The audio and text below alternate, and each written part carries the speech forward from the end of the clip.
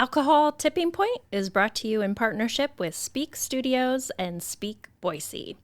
Speak Boise is a community-driven studio space where voices from all walks of life can speak and be heard. You can find them on Instagram and Facebook at Speak Studios, Speak Boise, and at their website, speakstudios.com. Speak Studios, speak and be heard. This podcast is also brought to you by Instant Imprints. Promote better with Instant Imprints. Instant Imprints are Boise's visual communications experts and your place for everything you need to promote your business, club, school, or group. As a locally owned business, Instant Imprints specializes in making your organization more visible with custom branded apparel, embroidery, promotional items, print services, and wide format printing for signs, as well as banners and vehicle graphics. Want better ways to get noticed? Visit Instant Imprints at instantimprints.com/Boise or call 208-IMPRINT. That's 208-467-7468. Attention Idaho and California residents. If you're shopping for a mortgage, contact PacFi, a mortgage brokerage with the top wholesale lenders in the nation. They are committed to simplifying the mortgage process, saving you time and money. Call 858-442-7048 or visit pacfi.com. NMLS number 1462943, Equal Housing Lender. Welcome back to Alcohol Tipping Point. I am your host, Debbie Maisner, and I have a special guest from overseas who's here, not in Boise though, but on a phone call with me. And he is Darren Taylor from the Sober Bubble. And I'll just let you kind of introduce yourself a little bit more, Darren, and tell us about where you're from, where you're calling from right now. Sure. Well, hello, and thanks for having me. I'm based in the UK on the east coast of the UK in a place called North Lincolnshire, which is a nice flat place. Being on the east side of the country, though, we don't get as much rain as the rest of the country, which is always a positive. So yeah, it's good to be speaking to you across the pond. Yeah, fantastic. Yeah, and thanks for coming on. I really appreciate that. You're welcome. So just kind of tell me a little bit about like what your relationship with alcohol and drinking has been like. Yeah, sure. I mean, for me, it started as most people really these days at a young age, where it was normalised. So, you know, my dad would go to the pub every Saturday without fail. That was his thing.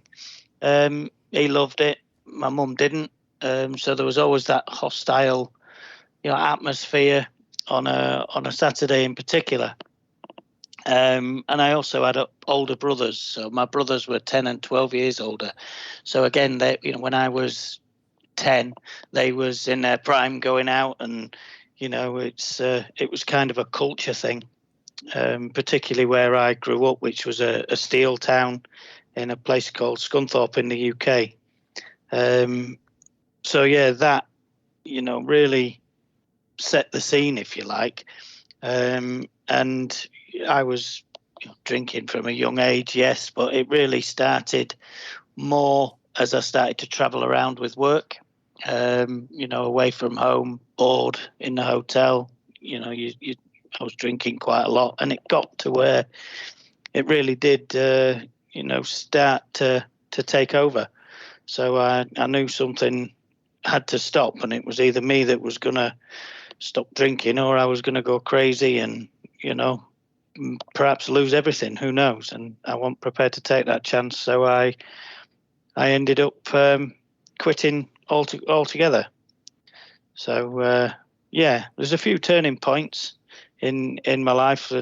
Losing my mum about 16 years ago was something that I didn't deal with emotionally, and that stayed with me. And, it would appear that kind of came out in the drinking, really. So, I had to really consider my options. And, from various points, it was time for me to stop or go on that slippery slope further, really. Yeah. So growing up, did you say it was a steel town? What did you say? Yeah, it's a steel town. So there was a big steel works there. Everybody knew somebody that worked there, or somebody that used to work there, or whatever. And it was an industrial town. So it's kind of the culture around that. I'm not saying everybody was into drinking and would go out and get hammered all the time, but it was certainly the norm. And that's what I grew up into. So I saw it as the norm myself, and was going out, underage drinking in the bars and things like that, where you thought you was, king of the north, as it were. Yeah, it was a way to like practice being a grown up, because that's what grown ups do. Yeah, pretty much. And when you see that as a child all the time, whether it's right or wrong, and that's where the perception comes in. It's the thing. It seems to be the thing to do. Sure. Yeah. Remind me, what is the drinking age in the UK? It's legally it's 18. I think. Okay. I think it's yeah. I don't know whether there was talking of changing it, but legally it's 18. But they are saying now that you have to look over age 21 to be served. What does that mean? Yeah. Well, our government across here have a thing where they just like to bamboozle everybody with rules. And I think rather than just say, look, if you're not 18, I think it's because these days, this is just me surmising, but kids maybe look older, and, they need to look 21 to get served. It's, yeah. Okay. Yeah. But the thing is, if you are, if you're over 21, and you look 16 or whatever, then it makes a difference. You can, if you're 18, you get served, but you just have to prove that you are. Okay, I got it. That sounds a little bizarre and kind of discriminatory towards it is. people that look young. Yeah. Absolutely, yeah. It should be, look, if you're not 18, you can't have one, and that's it. And if you look younger than that, then you need to show ID. But yeah, okay. Well, I was always kind of little and just looked young. I would have had a hard time then, Darren. Maybe that would have helped me. Anyway, okay. I'd love to get asked for ID now, but it's not going to happen. Oh my gosh, yes. Okay. Oh, I'd be over the moon. Now it's like, do you qualify for the senior discount? Not you, but okay. So you grew up in a small town. It was the norm to drink, and then it sounded like it didn't really progress until you were more into adulthood and traveling for work and having boredom, but also dealing with the loss of your mom. Yeah, well, there was a clear turning point for me, and it was when I got into sales and business development, and I went out to a call to go for a meeting, and I went with the senior guy who, was training me or whatever you want to call it. And we went to the meeting at about 11 o'clock. And then it was lunchtime, and it was right, let's go for some lunch. And we went to a local bar near where this call was at. And we had something to eat and a pint. And it was kind of, what do you want? And I was like, oh, I don't really know. Well, I'll get you a pint of lager. So I had a drink, and I'm thinking to myself, this is all right. I've actually come out, I'm working, and work's now paying for me to, have some lunch and a drink, which was alcohol. It wasn't, no, do you want a soft drink because we're working? It was, are you having a pint of, what kind of alcohol do you want, really? It was as plain as that. And I thought to myself, this is all right, young, early 20s at the time. I thought this is the life for me. At that time you have no responsibilities and things. It sounded like the way to go, and I've been in that kind of role since. Particularly in the latter years up towards 2014, I was living a life on expenses, traveling all over the place, and it really was, it's a single person's job without question.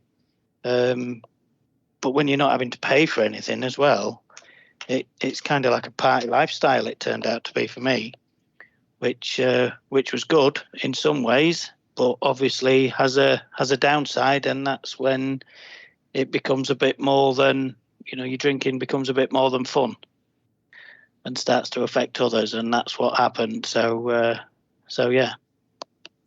Yeah, that's interesting. I've read about, a few other sober accounts, and it's kind of similar. It was their job, ironically, that got them into drinking, and it's a lot of marketing and salespeople, you'll notice. Yes, definitely. Yeah, and I'm quite lucky because I know a lot of people who are in them positions who are divorced, or certainly maybe never found someone, or whatever, and I came very close to that, but fortunately for me, I didn't. I would say I didn't hit rock bottom, but I could see it from where I was standing, and I didn't like what I saw. So as hard as it was, I had to change my lifestyle. Yeah. So what tools did you use to quit drinking? I used a bit of everything, to be honest. I tried normal therapy. Talking to there was in the local council here. There was I forget what I think it's called, Step Forward or something like that, where you can go and actually talk to somebody who used to have problems and things like that. But it really didn't do anything for me, that. So I started, well, different. I've tried different things, but it really, for me, when I really did stop, I started with AA, and I did that for a while, but it turns out that it wasn't for me. But I did take some really, really good, good positive steps from that. But I've really also used NLP, which is neuro-linguistic programming, because at that time I'd left the job that I was talking about, where it was it was crazy, and I'd still got issues that I'd not dealt with when I lost my mum. So I'd started having counselling for that, and that brought out a lot of emotions, because of that circumstance, that losing my mum suddenly like I did. Then the lady who was also an NLP practitioner, and she said, you know what, we can maybe change your thoughts in terms of drinking as well. And I went through some of that with her. Lady called Jill Cowley. She's actually become a really close friend of mine. She's amazing, and that really did help me. And that, put together with some of the steps from AA, and just some of the things that I picked up from other people, and my own life experiences with some of the things that I'd experienced with work and things like that. About letting your anger out and things like that. So yeah, I got a multitude. There was no one specific road for me. Yeah, and I think everyone is unique in that way, and they kind of weave together their own quilt of take a piece here and there and make it work for them. So tell me more about NLP, the neuro linguistic programming. Yeah, well, it's really just about changing your thought process. So it's kind of, we call it regaming and refocusing. So you take a situation which would normally, let's say, be a trigger point, and in your mind, through self-talk and and other techniques, it changes that way of thinking, so that with self-talk, it really is building upon that. So it's not a case of I don't want to drink, it's a case of I don't drink, and instilling that into your mind, and that you can come up with pictures in your mind, so that there's loads of different ways, but as an example, you can see beers and wines and things like that, but you visualize them going off into the distance and things like that, which really does sounds a little bit psychedelic, but when you're talking to it, you're talking through that with a practitioner such as Jill, the lady I did it with. It really did help me to focus, and I would leave there with these fresh thoughts in my mind, and positive thoughts, and to continue that through self-talk and other things, really did make a difference. And there's things such as, I've done quite a lot of management courses, and things about being positive and working through your issues to putting obstacles in the way, for example, and obstacles don't stop you and bounce you back, you can go around them. So it's a case of having that end point and really visualizing where it is that you want to go. Yeah, so, it's all so mindset work is everything. Definitely, yeah. It starts there in your head. It does, yeah, that's right. It's and living that particular life, it's easy to get lost. So without having a not a goal as such, but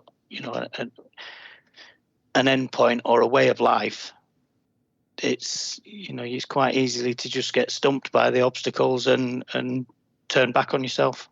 Sure. And this was so helpful for you that you wrote a book called Finding Your Sober Bubble, Overcome Alcohol by Understanding Emotions and Circumstance. Yeah. And I mean, the title there itself, Finding Your Sober Bubble, mm-hmm. It was going to be called Variety and Sobriety, because I had that much variety to help me towards sobriety. I mean, it sounds like there's a song coming on, doesn't it? But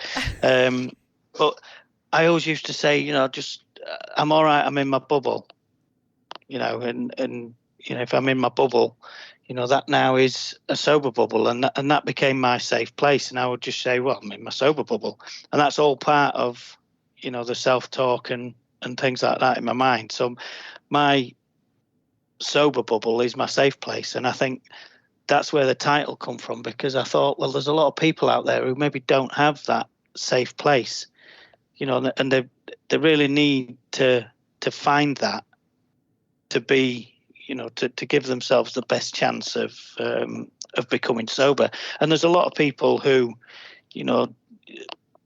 there's a massive scale of people who have had huge issues. They've lost absolutely everything. They've nearly died. And then there's the people who just want to drink. And between all that, the people who just want to cut down on the drinking. But between all that, there's a whole massive grey area of people who have got problems that perhaps don't want to talk about them, but they all need to find that sober bubble. And I found my sober bubble by overcoming, by understanding the emotions that led me to drink and the circumstances that put me in them positions in the first time. And that's where the subtitle of the book came in. Yeah, I love that. Just finding your safe place, like that was a helpful visualization for you too. Yeah, yeah, definitely. It's you know, and it still is a safe place really. When I think, right, I'm at home, I've got my family. You know, I can go anywhere and find my sober bubble because I know what needs to be in it. Certainly, alcohol isn't one of them.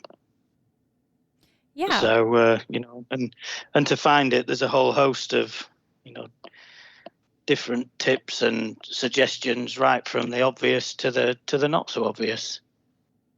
Yeah, definitely. There's a lot of help, and I just like my whole philosophy is just practice not drinking. And like you said, just take these tools and tips and have a little like sober kit or whatever that helps you. Yeah, yeah.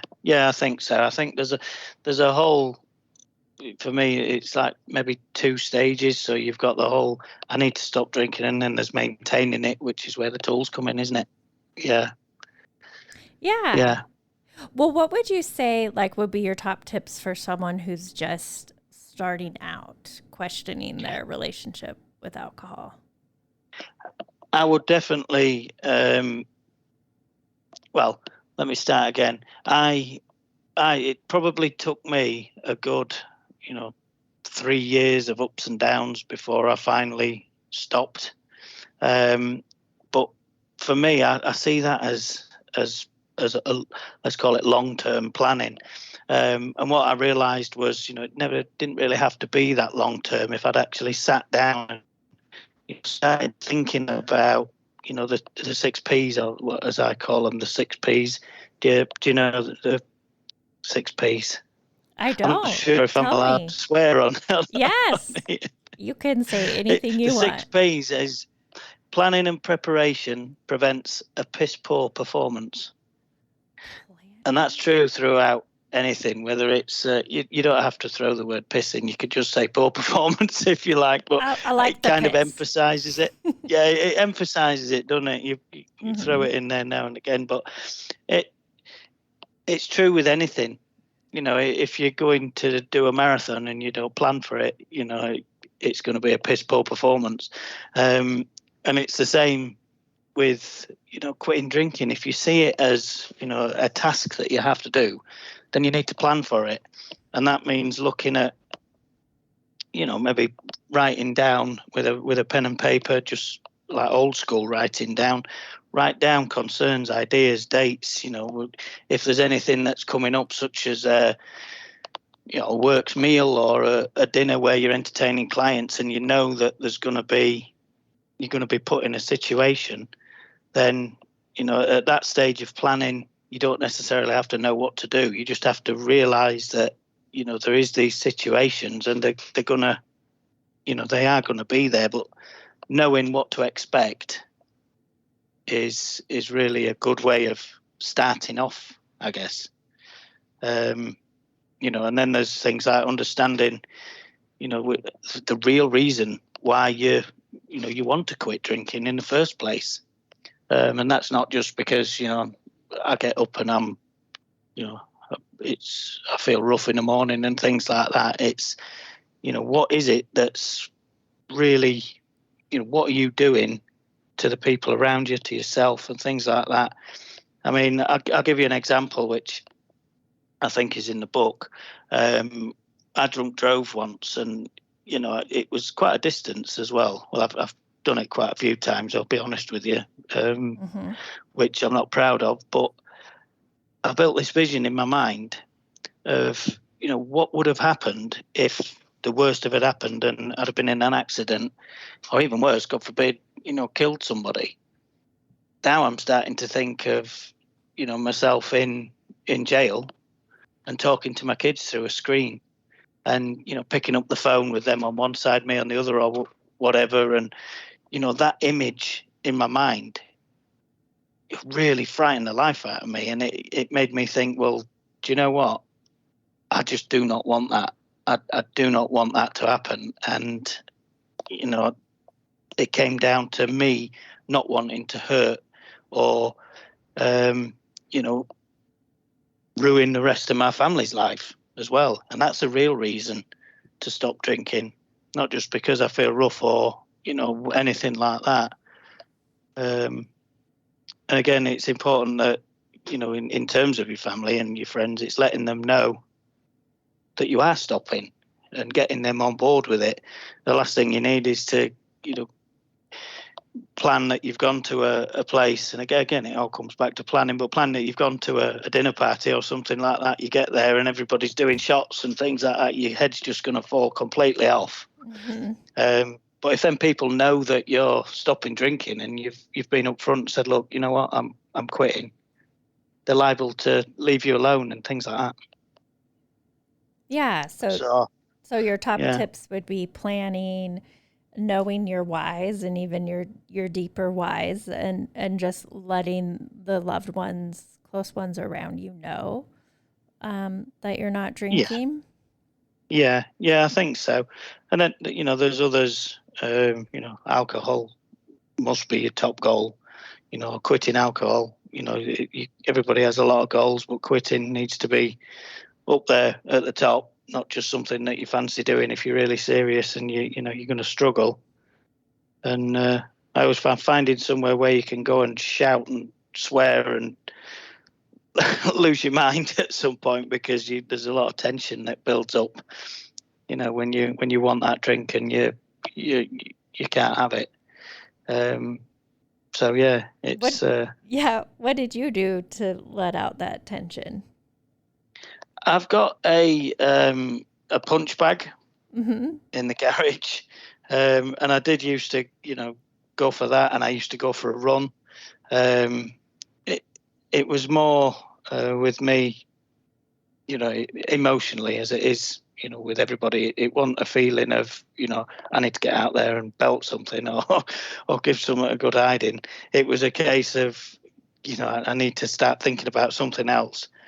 If that means that you have to run into the woods in the middle of the night and shout till you can't shout anymore, then so be it. Your number one goal, as I mentioned, has to be not drinking. It's certainly for the first 30 days, 2 months, 3 months, whatever it is. Everybody's different.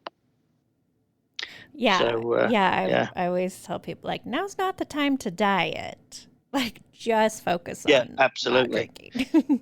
Yeah, that's it. And there's a lot of, it's easy to say, right, whole lifestyle change. I'm gonna stop drinking. I'm gonna lose weight. Yeah. I'm gonna, I'm gonna get my hair done.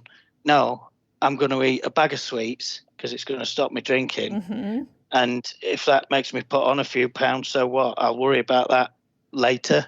Yes, you don't want to be gorging yourself and turning the other way, but I used to have a bag of fizzy sweets when I was in the car, because I what it's like when you stop drinking. All you can think about is drinking. So I used to have a bag of fizzy sweets, and it used to take them cravings away. Okay, what's fizzy sweets? Is that a UK candy? Yeah, candy. Yeah. Is it fizzy? I love how you guys say candy. And it's fizzy. So it's like sugar coated, sugar coated candy. Does it like make bubbles in your mouth, like fizzy? That's what I'm no, thinking. It can do. It can do. You can get popping candy, which I'm trying to think now what it is. Do you ever have wine gum? Do you know wine gums? It's an ironic name, isn't it? But no. It was. I can't think how they. What they're is like it? Chewy sweets, but with just with sugar on them. Like a Sour Patch Kid? That's the one. Okay. Like a Sour Patch Kid, but maybe not sour. Yeah. Okay. Definitely. I'm into other candy because anytime we travel, my daughter's like, bring me back some candy. And like, you don't notice till you're like, well, there's a different candy here in the UK or New Zealand or wherever. Okay. Yeah. But yes, and candy. Chocolate's a good one. I do like chocolate as well, I have to say, but I've got to where I can control that a bit better now. Yeah, definitely focus on the sugar later. Yeah, definitely. Well, yeah, go ahead. No, I was just going to do some random things that I found as well. You know, there's all the usuals, isn't there? I find a suit for, you know, a substitute drink and things like that. But you know, mine was as simple as listening to certain types of music. Mm-hmm. You know, I would listen to house and dance music. What I used to, you know, we used to go to Ibiza with friends and things like that, and always get smashed. Listening to that kind of made me want to do that again. So I cut that out as well for a while.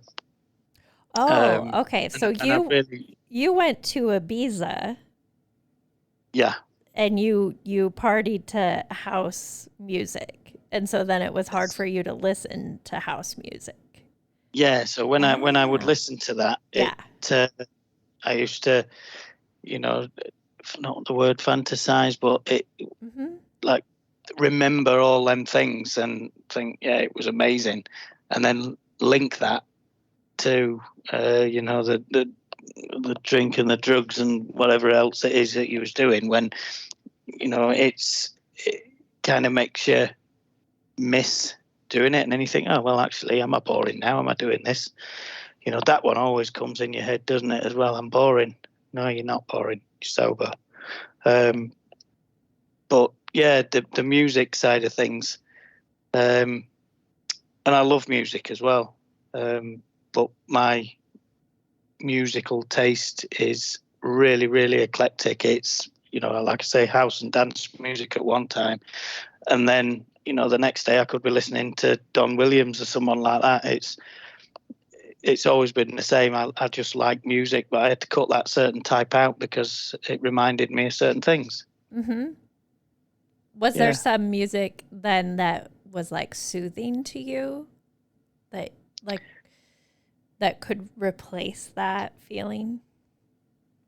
Yeah, there was. I mean, I had quite a lot of, like I say, because I have such a different taste in music. You know, I would listen to Van Morrison quite a lot and things like that. But I mean, in my book, I've actually written a summary, including, you know, different tunes, and it kind of goes from where, you know, I not started drinking, but from where I was, you know, on the up in my drinking career to stopping, and some of the tunes that influenced me, because I think music can play a real key part in recovery, depending, you know, whether or regardless of what stage you're at and what your drug or drink of choice is. I think music is really powerful. Well, that's interesting. I love that. So, what if you had to pick a theme song for your life or your life right now? What would that be? Ooh. I think I'd probably have to maybe go with one that I've actually put in the book, and it would be maybe Days Like These or New Attitude. Do you know Patti LaBelle? Mm-hmm. Yes. She did a song in the 80s. It's a proper 80s song, called New Attitude, and it's you know, it's I always know the line because I've written it that many times, but it's some, you know, one of the verses, it's somehow the wires uncoiled, the tables were turned. Never knew I had such a lesson to learn, but now I'm feeling good from my head to my chair, from my head to my shoes. Know where I'm going. I know what to do. I've tidied up my point of view. I've got a new attitude. Ooh, I love it. And that's and I know that off by heart because it's, like I say, it's something that I've listened to quite a few times, and I've also put it in the book. So, yeah. Now, do you get up and belt it out at karaoke night? I don't sing it, no. My party piece for singing was La Bamba, believe it or not. Wait, that was your go-to karaoke song? Yeah. And all because when I was at school, we did a miming contest, and I did La Bamba and pretended I could play the guitar and everything, like Richie Valens from 1957 or wherever it was. And the words stuck with me. So later in life, if karaoke was on, that was me. I was doing it, and I'd pretend to be Spanish and everything. Aren't the words just ba la la la la bamba? I mean, Exactly. You can't get that wrong. that was actually one of my favorite movies with Lou Diamond Phillips. Yeah, it is a great movie, that, yeah. Yeah. Okay. Cool. Okay. Music. I also was just kind of reading about your book a bit more, and you have a unique booze category scale. What is? Yes. Yeah. What is that? Well, the booze category scale is it's really because, I believe that anybody can probably have a problem with drinking, or anybody can, turn to drink given the right circumstances. So you've got, here in the UK and I guess everywhere in the world, to be fair, it used to be that there was, alcohol abuse or dependence, Mm-hmm. or what if you wasn't abusing and dependence, or dependent, does that mean you're in some unknown safe category, or is it as simple as that? And I thought, well, no, it's not, because the vast majority of people know they've got a problem but won't admit it, and they won't admit that they're abusing it, and they won't admit certainly that they're dependent on it. So, historically, you either fell into one of three categories. And I thought, again, no, it's not like that, because there's a whole, road, if you like, to that. So my booze category scale goes from teetotaler right through to reaper's depender, which is, there's 10 levels on it. 1, you're teetotal, you don't drink. And then it goes through toasters, mealers, weekenders, now and again a wind down and weekender, and then the biggest category, and the one which I think probably most people with a problem are, is the binger, which has got its own levels I've put within that, because it's such a it's such a big deal when it comes to drinking problems. So you could go out and have a binge, once every week, but it's really not doing you any good. And then you get what I would call the level 3 binges, where your off switch is broken, and that's where I was. So yeah, the booze category scale. I think it's great. I think it should be published by the UK government, actually, because it would honestly, a lot of people would relate to it. Definitely. Yeah, I think so too. I mean, really, the word alcoholic is not a medical term. The medical community uses substance use disorder, and it is like your category, like it is a range from mild to severe, like physical dependence. Yeah. Yeah. And we all can fall somewhere along that line, unless you're, a teetotal or a non-drinker. Absolutely. Yeah. So yeah, and super important, because I think people, if they think either, like you said, that typical 3 buckets. So it's either you don't drink at all, you're a quote unquote normal drinker, or you're rock bottom alcoholic. Yeah. And that's what, if you don't fit into one of those buckets, you think you're okay, you're safe, you're healthy. Yeah. Yeah. And it is it's a slope as well. It's a spiral. And I think with my category scale, I'm trying to show, or at least, make people aware that, it's not clear cut, and it's easy to move from one category to the next. And before you know it, you've got that, that hook that's in you that's going to drag you down further.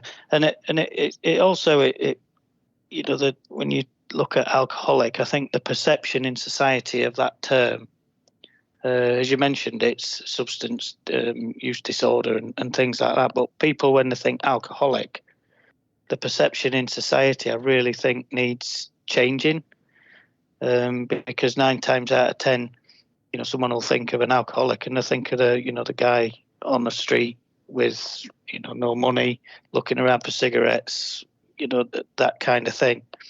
And I do think that the perception of that term in society needs changing.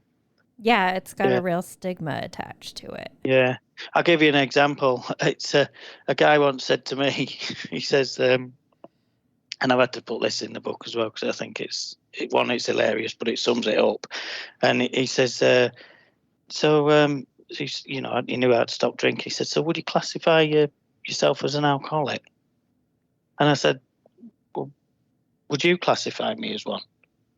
And he said, well, no, you don't look like one. And I said, well, what does one look like? Do you know what I mean? And it's exactly that. So there's a lot of people out there who, maybe do fall into this perceived alcoholic category that, that society has. But you won't have a clue because, they're holding down a job, they're normal, they've got a family, they've got friends, they go out. But when they're on their own, they're secretly fighting this battle that people don't know about. So, and I think that's the thing that, society everywhere could maybe get to grips with, that, it's not just a problem on the outside, it's a problem within. And until, we lose that stigma of, the alcoholic being a bum, then perhaps people might not get the help that they need. Yeah, totally. And part of why, I do what I do and recover out loud. Yeah. Just why you do what you do is just help other people. Yeah, and that's exactly why I wrote that book in the first place, is to, to maybe try and end that and say, look, it's a bigger deal and a bigger issue than people give it credit for. Yeah. Well, how has your life changed since giving up alcohol?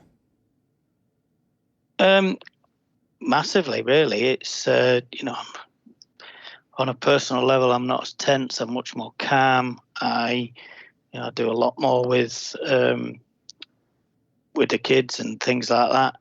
So, in terms of outside of health reasons, it's just got a lot better in that respect, really. When I did stop drinking, I didn't feel like I could go anywhere or do anything because it was such a part of, the socially and things like that. But more for me, it was work. I used to travel a hell of a lot. And, I felt that if I was to travel, I was to drink. Whereas now, traveling is more about going and doing what I'm supposed to do, whether it's work or if it's work, then definitely that. But if it's away, on a holiday or with a family or weekend away, we go touring quite a bit, and I enjoy the days so much more. Mm-hmm. Really enjoy the days so much more, and I'm not always thinking, right, when am I going to get to have a drink? When am I going to get to have that glass of wine? And it's as if your mind's much freer to think about other things. In fact, sometimes I get annoyed about things that you shouldn't get annoyed about because you've got that much space in your brain because it's not filled up with thinking about boozing. But it massively improved. Yeah, that's wonderful. Well, what are your plans for the future?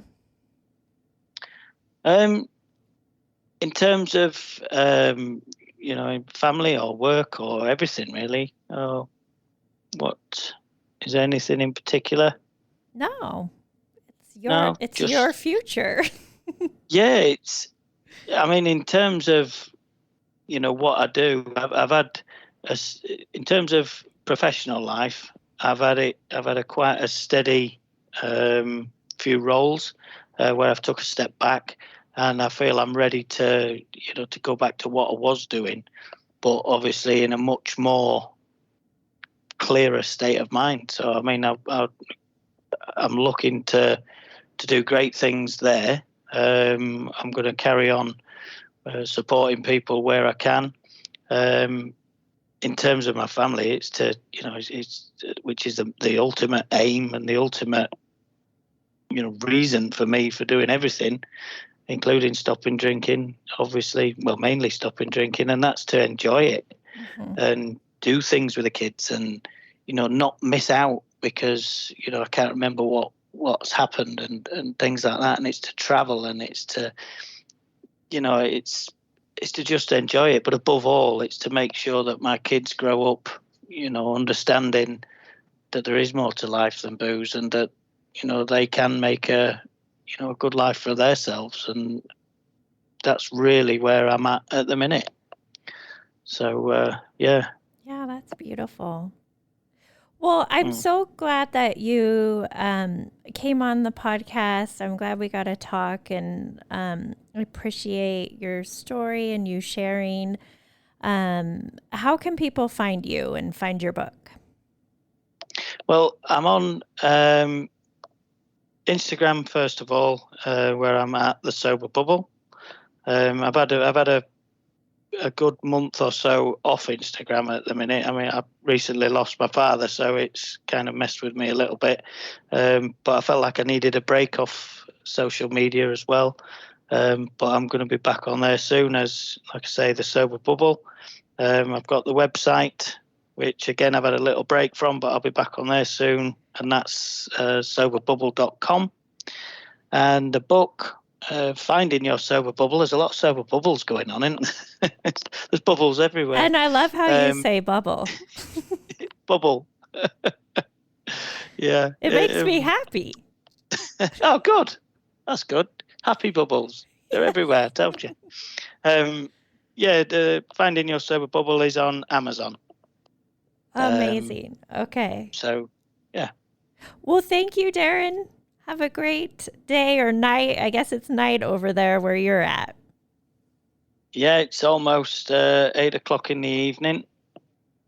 So it's, not too bad. It's not dark yet, which is always good. Well, lovely. Lovely to meet you. Okay, you're welcome. Thank you. Thank you very much. And I hope I haven't waffled too much.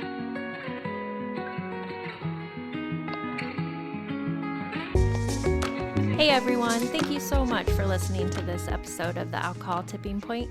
I'm always here for you guys, so please feel free to reach out and talk to me on Instagram at Alcohol Tipping Point and check out my website, alcoholtippingpoint.com. Again, I hope you can use these tips we talked about for the rest of your week. And until then, see you next time.